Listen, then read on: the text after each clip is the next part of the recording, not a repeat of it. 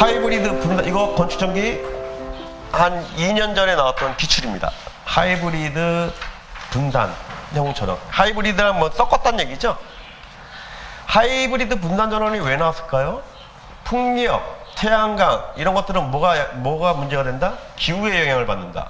그렇기 때문에 에너지를 저장할 필요가 있다. 그 에너지를 뭐로 저장한다는 얘기예요? ESS나 배터리로 저장한다는 얘기죠. 그러면 걔네들 충방전할 때 돈을 줘야 되겠죠. 그죠? 그러니까 개통 측에는 수전용 아니면 개통 연계용 계량기를 달아야 되고, 이 ESS 배터리에도 충전용, 방전용 계량기가 필요하죠. 그 다음에 걔네들을 접속점을 위에다 다느냐, 변압기 위에다 다느냐, 밑에다 다느냐, 아니면 맨 말단에 다느냐. 콘덴서하고 똑같죠? 콘덴서 치부위치하고 똑같은 거야. 배터리 치부위치니까. 그죠? 그거 써달라는 얘기였어요.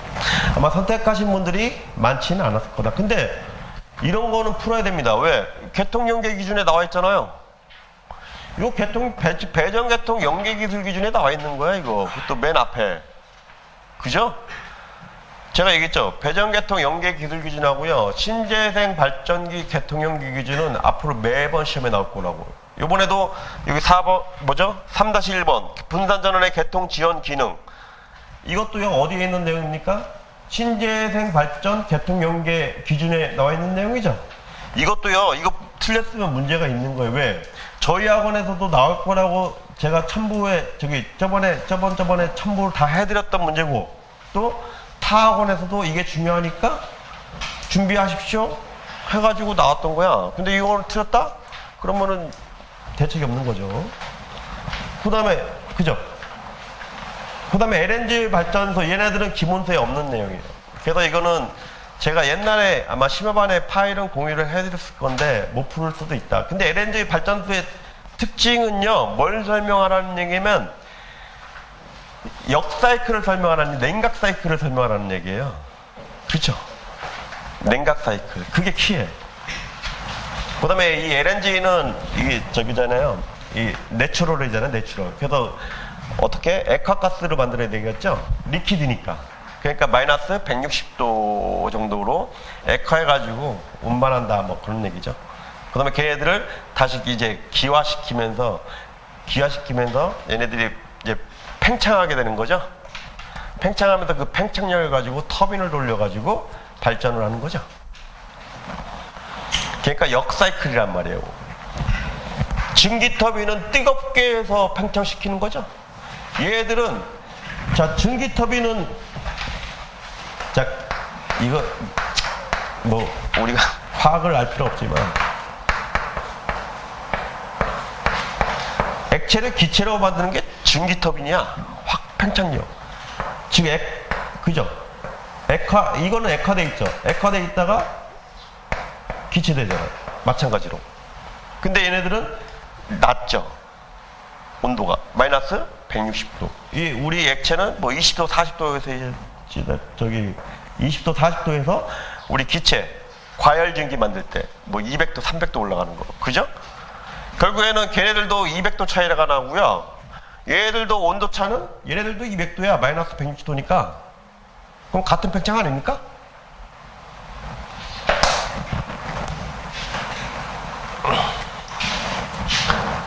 못 썼을 거다. 이것까지만 하고 쉴게요. 그 다음에 KC 보호장치 시설 기준. 그래서 이 조상 설비, 뭐 15,000, 15MVA. 그 다음에, 변압기는 1MVA, 10MVA, 뭐 5MVA 기준으로 비율 차동 계정기 이런 거를 설치하라는 얘기고요. 뭐 조상 설비도, 콘덴서 뱅크 있죠? 그래서 콘덴서 뱅크에 뭐가 있습니까? NCS, MVR, 이런 것들이 있죠? 이것도 제가 법만 넣어놨어요. 실제 답안지는 그렇지 않다. 법을 모르더라도 시설 기준이잖아요. 법을 모르더라도 할 수가 있다. 물론 어느 정도 암기는 해야 됩니다. 15MVA하고 10MVA 이 정도는 알고 있어야 돼요. KC에 있는 거고요. 변압기 병렬운전 얘기 안 하겠습니다. 그 다음에 지중전선로 전식 발생 원인과 전기 방식 좀 이따 설명드리고요. 전식 발생 원인은 뭐 여러 가지 원인이 있죠. 일반적인 부식의 원인은 뭐가 있습니까? 이 산소, 용존산소라고 하죠. 산소가 있어야지 일단 부식이 되고요. 그 다음에 걔네들의 이온의 아니면 전자의 이동 경로가 있어야 돼요. 그 다음에 주고받을 수 있는 매체가 있어야 돼요. 그죠? 그 다음에 온도, 그 다음에 습도, 뭐 이런 것들이 일반적인 요인이고, 그 다음에 전식은 세 가지가 있습니다. 직류전식, 간섭, 점핑이 있는 거야. 그죠? 그래서 직류전식은 대표적으로 선생님들이 아침에 타고 온 지하철, 전철. 거기 대표적인 전식이죠. 레일. DC가 유출되는 지점에서. 그 다음에 간섭은 어디 있습니까? 방식설비에서 대표적인 게 있죠. 간섭. 그 다음에 점핑은 어디서 볼 수 있어요, 선생님들? 이종 금속 아니면 접속부. 우리 가스감 하는 데 있죠? 거기 가운데 절연체 하죠. 이게 넘어갑니다. 뭐 경로가 있으니까 대지하고 아니면 공기. 그래서 유출되는 지점에서 저기. 그리고 걔네들 대책이 뭐예요? 두 개를 본딩해 놓으면 돼. 본딩해 놓으면 얘네들이 전류가 유출 안 되고 그냥 도선으로 이렇게 바로 바이패스 하죠? 그러면은 그게 전식 발생 저기 대책이에요. 여기도 없지만. 그 다음에 2교시가 차단기의 전격과 동작 책무. 이거는 선생님도 인간적으로 이건 틀렸으면 안 됩니다. 그죠? 그래서 이거는 시험 보러 가기 2주 전인가? 제가 이거 이제 카페에 좋은 자료 나왔다고 차단기 전격에 대해서 쭉 설명드렸죠? 심화반에서? 쭉 설명드렸잖아요. 이게 왜 필요하고 뭐 필요하고. 전격 전류, 전격 전압, 전격 전류, 그 다음에 전격 차단 전류, 전격 투입 전류, 전격 투입 용량, TRV, 동작 책무까지. 그 다음에 2F, 2D 설명하시고, 동작 책무에서. 그 다음에 OT코, TCO 설명하시고, TRV 넣으시고. 그 다음에 차단기는 뭐 하는 기기예요? 고장 전류를 차단하는 기기이기 때문에 이 고장 전류 자체가 바로 차단기 전격이에요. 이 고장 전류 자체가 전격 투입 용량, 전격 차단 전류의 기준치, TRV 전류재단. 그죠? 요거.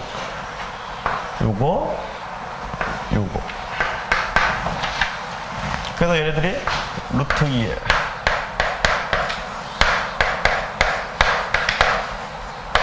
이거 제가 다 유도도 해드리고 왜 이렇게 나왔고 시간에 따라서 어떻게 되고 다 설명드렸죠?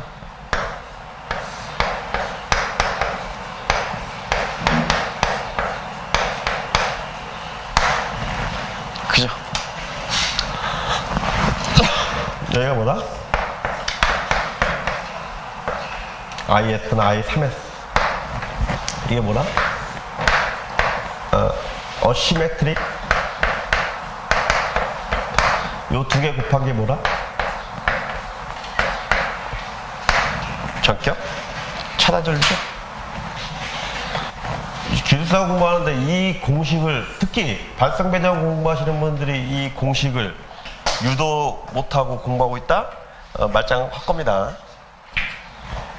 그 다음에 얘네들 이 점근선 해가지고 여기 얼마? 2.8. 이 공식을 모르니까 맨날 이런 거나 질문하고 있는 거예요. 여기가 왜 2.8이 됩니까? 공식을 모르니까 그런 거죠. 그죠? 이건 FT를 2분의 1 넣은 거죠. 여긴 T를 0 넣으면 2.8 나옵니까? 여기다가? 여기 원래는 여기 위에가 FT가 있는 거죠. 이 FT에서 여기 구하려면은 0 넣으면 얘네들이 1 되죠. 그래서 2 루트 2 해가지고 2.8이 되는 거죠. 이거 문제 안 나올 것 같습니까? 나올 수 있어요. 왜 2.8이 되나요? 여기는 왜 2.5나 2.6이 되나요? 여기는 왜 이렇게 되나요? 이게 굉장히 왜 첫 팔을 중요시 할까요? 왜 여기를 중요시 할까요? 차단기가 차단할 때 가장 악조건이 되기 때문에 여기를 고려하는 거야. 2분의 1 사이클 지점에서. 그래서 뻑하면 문제가 나오잖아. 여기가 왜 2분의 1 사이클입니까? 4분의 1 사이클이 아니고. 이런 걸 모르기 때문에 대답을 못 하는 거야. 이런 것도. 그죠? 이 곡선에서 딱 중요한 게 여기에요, 여기. 여기를 잘 알고 있느냐. 왜? 차단기는 1사이클에서 차단하는 차단기가 없잖아요. 있죠, 있기는. 뭐가 있습니까? 파워 퓨즈. 또 하나 뭐가 있어요? 초전도 한류기. 1사이클에서 차단할 수 있는 건 파워 퓨즈하고 초전도 한류기밖에 없죠, 지금 현재 상태. 왜 1사이클이 중요한 거예요? 1사이클이 왜 가장 중요한지는 이것 때문에 그래요. 이 1사이클 안에 여기가 무슨 지점이에요? 여기가 기계적 강도가 가장 큰 지점이야. 단락 사고가 나면은 기기는 이 열적 강도에 파괴되는 게 아니에요. 70% 80%는 다 이 첫파 반파 2분의 1사이클에서의 이 기계적 강도에 의해서 기기가 파괴되는 거야. 이게 제일 중요해. 그래서 여기가 이게 바로 단락 전제력이에요. 여기서 발생하는 게. 그 다음에 여기서 발생하는 게 차단기에서는 투입 용량이에요. 그 단락 전제력을 이기고 투입을 해야 되니까 재투입 차단기는, 그죠? 이게 진짜 중요한 거야. 그래서 얘네들을 줄일 수 있는 게 계통에는 딱 두 개밖에 없어. 파워 퓨즈하고요, 초전도 한류기밖에 없는 거야. 그래서 이게 2분의 1사이클 지점에서 제일 중요하다. 그 다음에 이 그림에서 두 번째로 중요한 게 발성배정 궁금하실 때는 이 그림이죠. 차과도, 과도, 정상 상태. 왜 임피던스가 여기서는 전기이자 반작용이 왜 안 나타나는가? 이 전기이자 반작용의 이 변화 메커니즘을 알아야 되죠. 그래서 여기서 뭐야? 댐퍼 같은 것들. 댐퍼하고 개자원선. 그죠? 이거 단락전류도 제가 이거 다 그려드렸죠? 요 두 가지가 이 단락전류하고 우리가 단락시 임피던스의 변화가 어떻게 되느냐, 이 두 가지를 모르면요 발성배전 헛방입니다. 선생님들 이 두 가지 내용을 모르면 면접에서도 2년가 아셨죠? 이 두 가지가 제일 중요한 거야, 단락전류. 그러니까 얘네가 밥 먹듯이 나오는 거야 시험에. 케이블의 기계적 강도, 케이블의 열적 강도, 차단기의 기계적 강도, 차단기의 열적 강도. 그 다음에 또 뭐 있어요? CT의 기계적 강도, CT의 열적 강도. 얘네들을 모르고서 무슨 차단기, 케이블, 변류기를 논합니까? 다 뭐야? 얘네들을 모르고 논하는 건 다 뭐다? 모래 위에 상삭기야. 아셨죠? 그래서 얘네들이 단락전류 유도하시고 다 외우시고,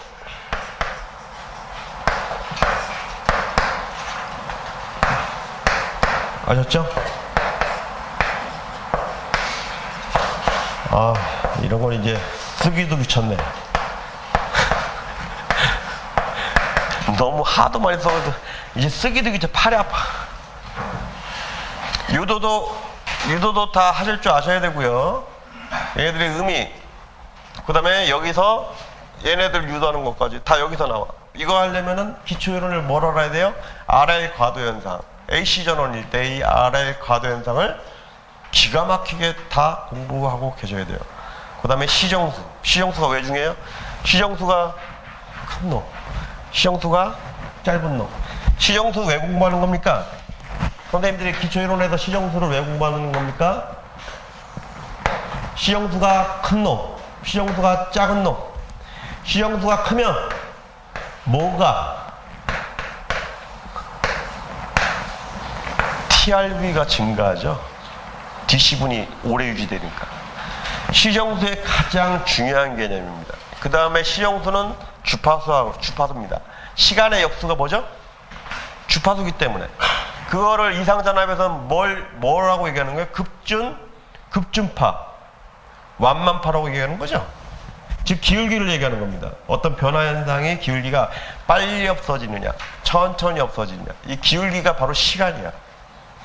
그러니까 우리 이상전압 배울 때 뭐 배우죠? 이상전압, 뇌서지 메가헤르츠, 개폐서지 킬로헤르츠, 그 다음에 상용주파 이상전압 헤르츠. 이상전압은 이 메가헤르츠, 킬로헤르츠, 헤르츠를 구분 못하면요 이상전압 공부 헛방입니다. 헛방. 거기에 따라서 틀려져. 메가헤르츠는요 접지 저항을 아무리 내린다고 해서 메가헤르츠가 없어지는 게 아니야. 걔네들은 방법이 딱 하나밖에 없어. 선행방전. 빨리 터트려야 돼. 빨리 터트려야 되는 겁니다. 우리 몸에 고름이 쌓이면은 제일 좋은 건 뭐예요? 고름이 안 생기는 게 제일 좋은 거야. 그게 접지장을 내리는 거예요. 근데 고름이 생기면은 어떻게 해요? 선생님들? 터트리죠? 아이, 고름 이게 생기면 터트리잖아. 터트려가지고 빼잖아요. 그게 바로 침상저지붕의 기능입니다. 빨리 뻗트려가지고 아예 방전시켜가지고 짧은 시간 안에. 그리고 그게 바로 피렉이야, 또. 하이브리드 분산전원 쭉 한번 읽어보시는데, 결국에는 요거. 여기 수전용은요, 수전용 얘네들은 보시면은, 우리 수전 받을 때 기준, 이게 수전용이야. 수전용. 그 다음에 분산전원을 개통으로 팔아먹을 때 계량기, 얘네들은 얘입니다. 이해하셨죠? 계량기 당연히 그렇게 둬야 되겠죠? 근데 문제는 요 밑에 있는 계량기야. 얘들은요, 자, 여기서 나갈 때 보통 이 방전용을요, 여기 위에 둡니다. 방전용. 그 다음에 충전용은 여기 둡니다. 여기는 방. 이렇게 계량기를 둬. 그 다음에 이 접속자면 여기 두거나, 뭐 여기 둬도 되고요. 그 다음에 여기 둬도 되고요. 그 다음에 여기 둬도 되고. 요거 세네 가지 경우를 설명하라는 게 이번 문제였습니다. 하이브리드 분단전원. 아셨죠? 어렵지 않죠? 내용은 이겁니다. 지금 제가 그림을 많이 넣는데, 실제 저기 시험 볼 때는요, 그림 하나에다가 다 때려 넣는 겁니다.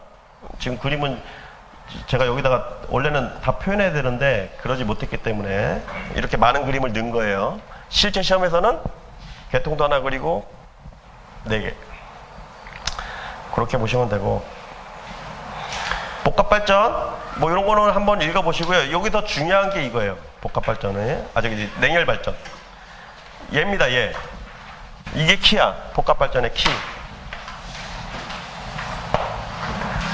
복합발전이다. 냉열발전. 냉열발전은요, 에어컨입니다. 에어컨이 어떻게 되냐면은, 여기 이베포레이터, 그 다음에 여기 압축기가 있어요. 여기 압축기, 컴프레서. 그 다음에 여기 열교환. 요게 실액입니다. 그쵸? 그래서 이렇게. 즉, 얘네들은요, 우리 화력에서 보면은, 이렇게 올라가서, 이렇게 올라가서, 이렇게 되죠. 근데 얘네들은요, 화력은 이렇게 가잖아요? 이렇게? 근데 화력 발전에 거꾸로 돌아가는 거예요, 얘네들은. 냉열이기 때문에. 이렇게. 그래서 화력일 때는 출력이 여기서 나왔죠? 아니, 터빈 돌아가가지고 나오는 데가 여기잖아요. 압축되면서. 그럼 얘네들은 거꾸로 돌아가기 때문에 출력이 어디서 나올까요? 뭐 여기서 나오겠죠, 이쪽에서. 그죠? 요 그림이 키니까 요거 꼭 기억하고 계십시오.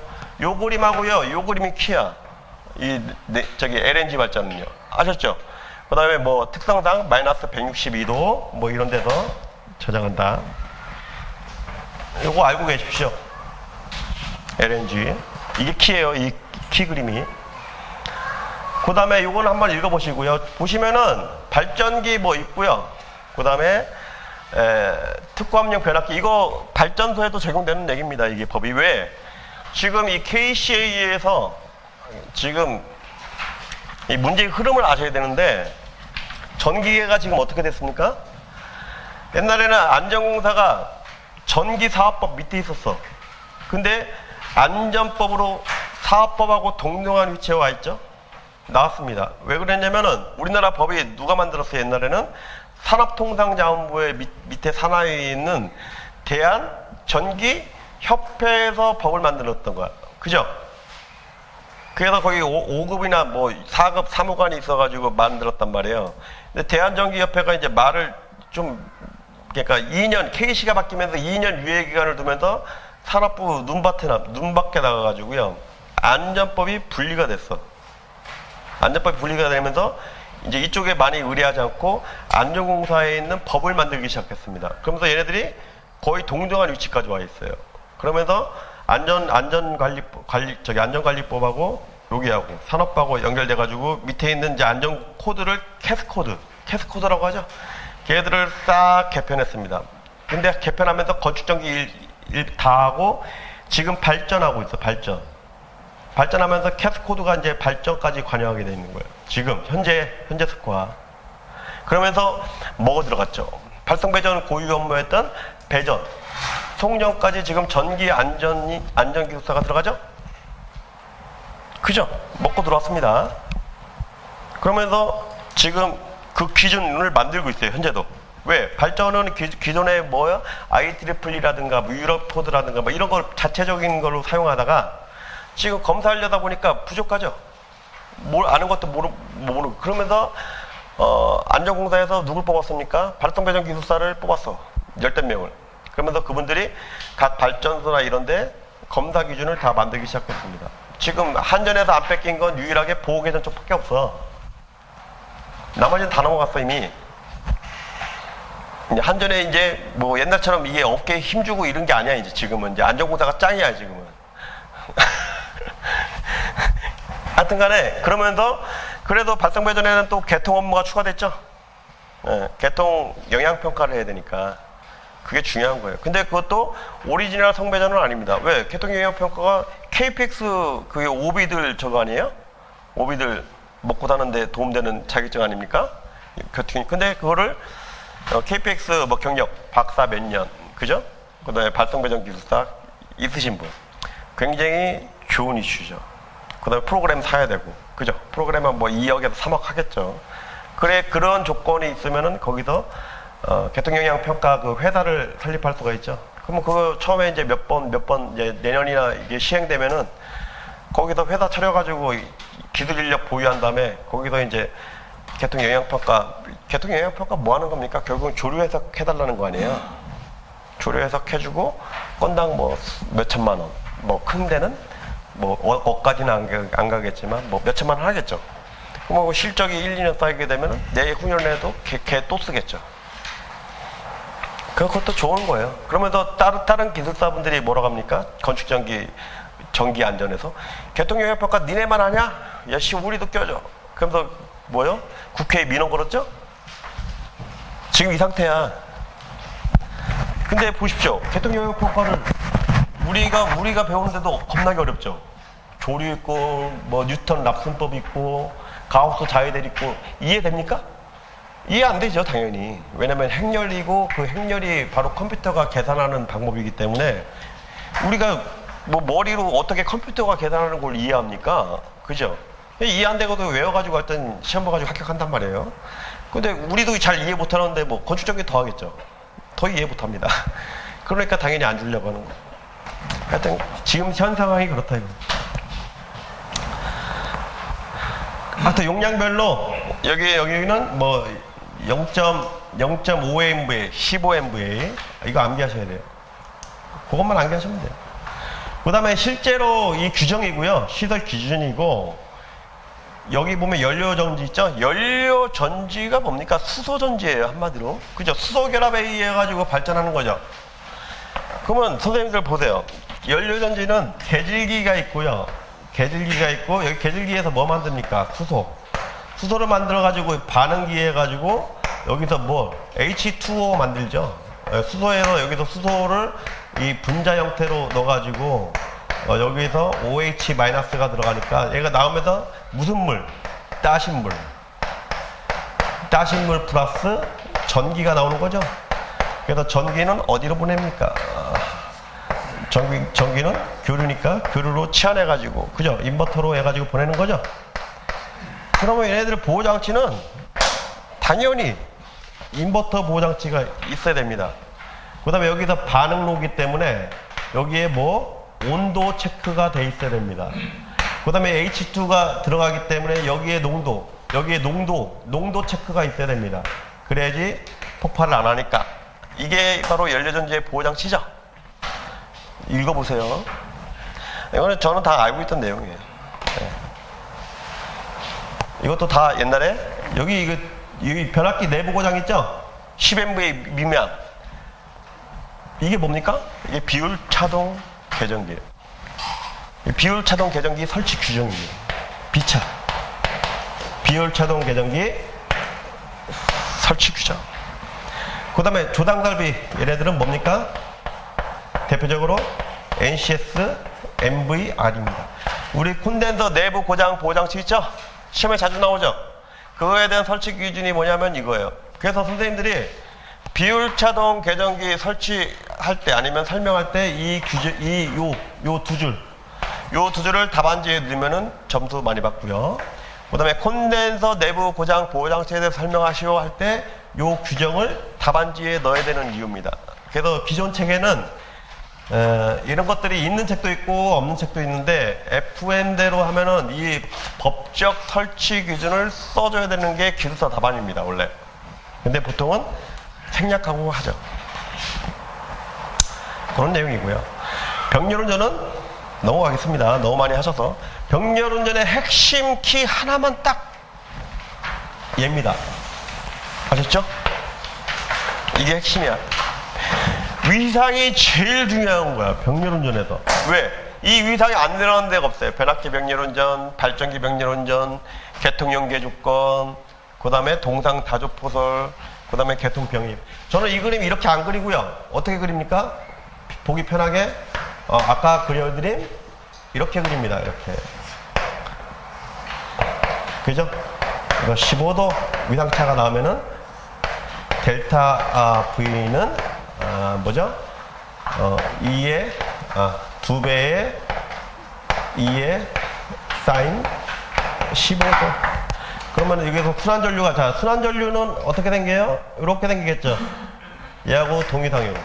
그래서 IC가 두 개의 임피던스에 의해서 나누게 되죠. 어떻게? 차전압에 의해서.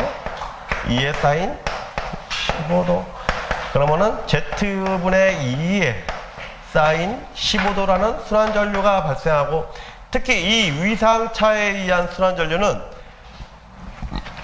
여기 변압기에서는 그냥 열로 소실되지만 발전기는 틀려요. 발전기는 이 위상차에 의해서 발전기 두 대 간에 뭐가? 수수전력이 왔다 갔다 하죠. 그 수수전력이 EI 코사인 15도야. 수수전력은. 우리 수전력 그렇게 구하잖아요. 그죠? 그 다음에 얘네들은 그 수전력을 또 미분하게 되면 그게 뭐예요? 동기 화력이에요. 언제까지? 얘네들이 위상이 빠른 놈은 느려지고 위상이 느린 놈은 합쳐질 때까지 걔네가 나타나는 거야. 합쳐지고 나면은 델타가 빵이기 때문에 나타나지 않습니다. 수수전력은.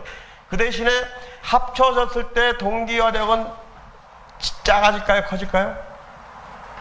최대가 됩니다. 왜? 동기 화력은 코사인 델타로 나타내기 때문에 합쳐지게 되면 델타가 0도죠? 동기 화력이 뭡니까? 요 NS. 자, 요때 동기 화력이 커요? 요때 동기 화력이 커요? 아니면 N하고 S하고 여기 같이 같은 위상일 때 커요? 동기 화력이 어느 때 제일 커요? 0도일 때 위상차가. 이때가 제일 크죠? 선생님들 동기 화력을 제대로 이해하셨나?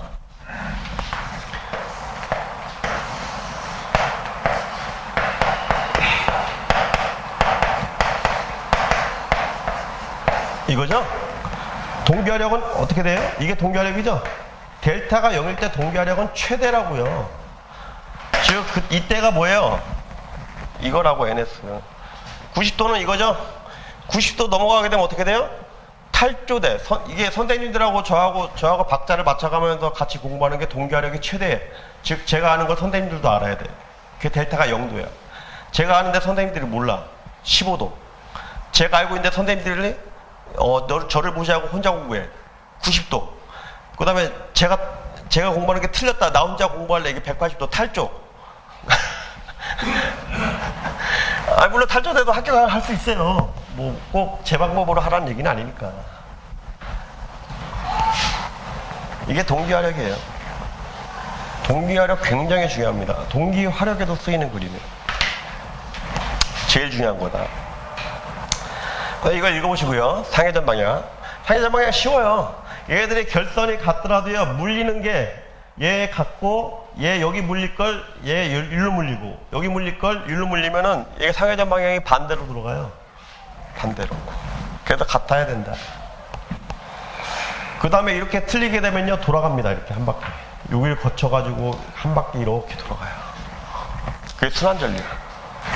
이거 벡터도 이해하십시오. 벡터도 제가 진짜 간단하게 그려놓은 겁니다. 그 다음에 얘도 중요하고, 그 다음에 얘도. 이거 발전기하고 똑같아요. 그 다음에 얘네들은 임피던스에 따라서 틀려지죠? 자, 변압기 병렬운전 수식은 딱 하나야. 선생님들 이거 암기하고 계시는 분이 많은데, 딱 하나입니다. 뭐 여러 개가 있는데, 그렇지 않아요. 딱 하나야.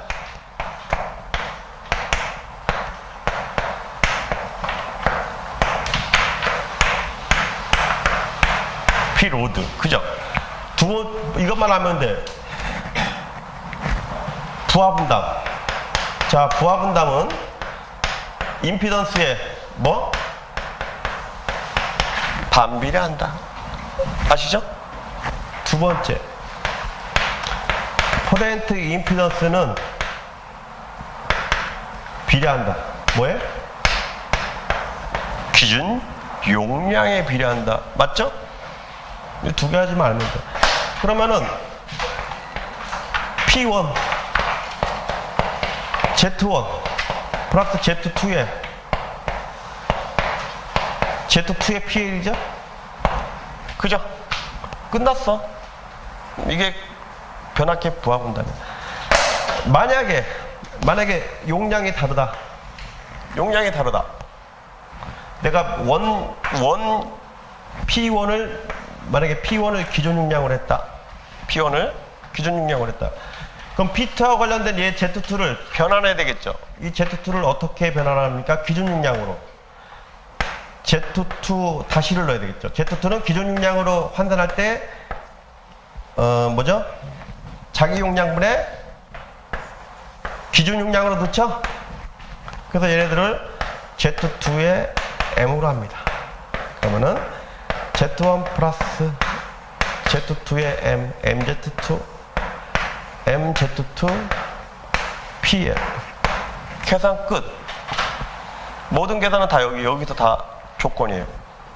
그 다음에 변압기 병렬운전 한 다음에 반드시 고려해야 될 것. 계산 끝나고 나서. 얘네들은 고려할 거 없습니다. 왜? 계산해보나마나 임피던스가 작은 게 과부하될 가능성이 있어요. 그죠? 그래서 얘가 과부하가 되지 않는지만 계산 끝난 다음에 검토하는 게 이게 바로 변압기 병렬운전 검토하는 방법입니다. 아셨죠? 개념을 아시고 이걸 무슨 수로 외웁니까? 지금 절대 못 외웁니다. 이거를 뭐 수식이 되게 많잖아요. 절대 외울 생각 하지 마십시오. 절대. 못 외워. 저도 못 외워. 이거 저도 암기 안 하고 있습니다. 이건.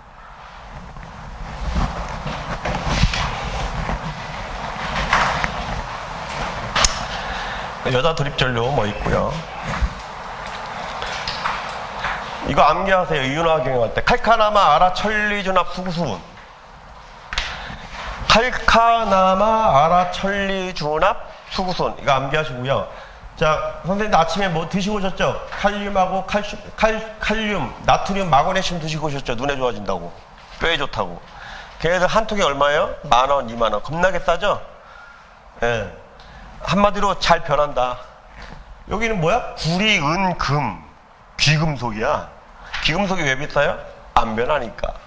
즉 반응성이 안 좋아. 얘네들은 반응성이 좋은 물질. 그 중에서 선생님들 이걸 다 못 외우겠다. 못 외우겠다. 그러면은 요것만 외우세요.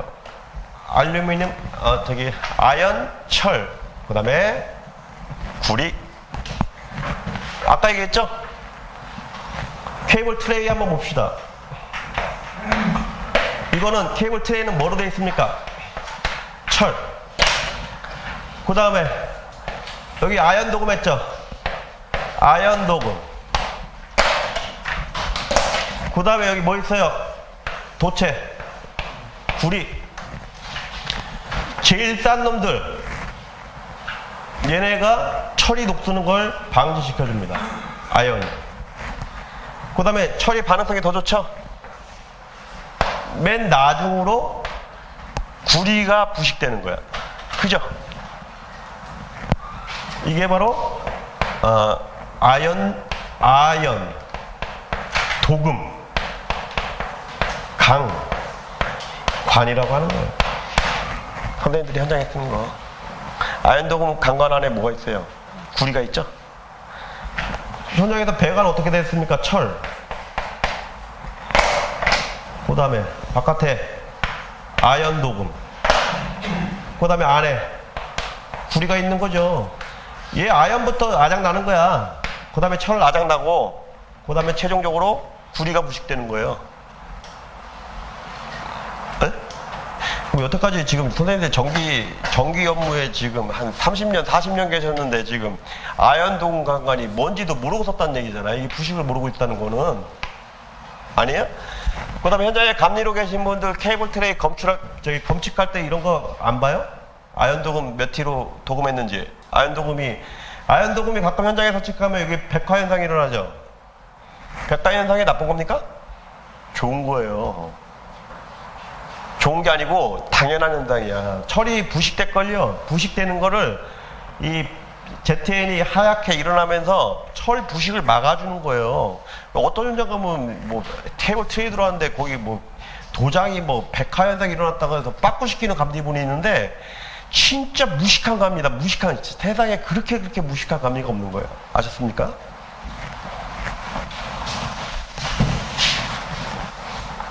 요즘에 알루미늄 트레이스죠? 알루미늄 트레이스죠? 그죠? 알루미늄 트레이가 물론 가공해서 어닐링해서 쓰죠? 알루미늄 부식성이 더 좋은 거야. 알루미늄. 별로 안 좋은 트레이야. 걔네들 조금만 기스나면 안 되는 거예요. 그래서 알루미늄은 만약에 현장에서 알루미늄 트레이 쓰면은 관리 잘해줘야 돼. 조금만 빡 하면 다 날아갑니다, 알루미늄. 그런 얘기들이 있고요. 한번 나머지는 읽어보시고, 그 다음에 이거 중요한 내용입니다. 이게 포베이 선도라고요. 이 전이 pH도. 이게 방식의 기본 원리입니다. 여기 보시면은, 여기, 전식 부위가 요거는 무시하시고요. 여기가 전식이 되는 부위예요. 이쪽이 pH. pH가 높으면, 산성. 여기가, 아니다. 여기가 산성인가? 그죠? 자, pH를 높여서 부동택, 산화막. 즉, 여기가 pH를 높인다는 건 여기가 알칼리고요. 여기가 산성이야. 네. 그래서 우리 옛날에 그런 말도 있었죠. 우리 가임기관에는 여자애 보면 알칼리로 해야 된다. 산성에 대한 부식되거든요. 이 애들이 부식되기 때문에 그런 거예요. 그래서 알칼리 이온 음료 있죠? 좋은 음료예요. 알칼리성이 좋은 거예요. 그 다음에 이 전이차가 있어요. 이 전이차가 올라가게 되면요, 부식할 확률이 많아요. 이 코로전이 전식이 발생합니다.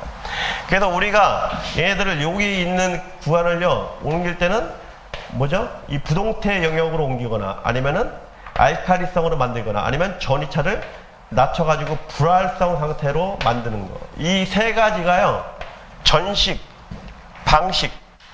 아니고 방식의 메커니즘인 거예요. 굉장히 중요한 그래프입니다. 이게 포베이 선도라고 있어요.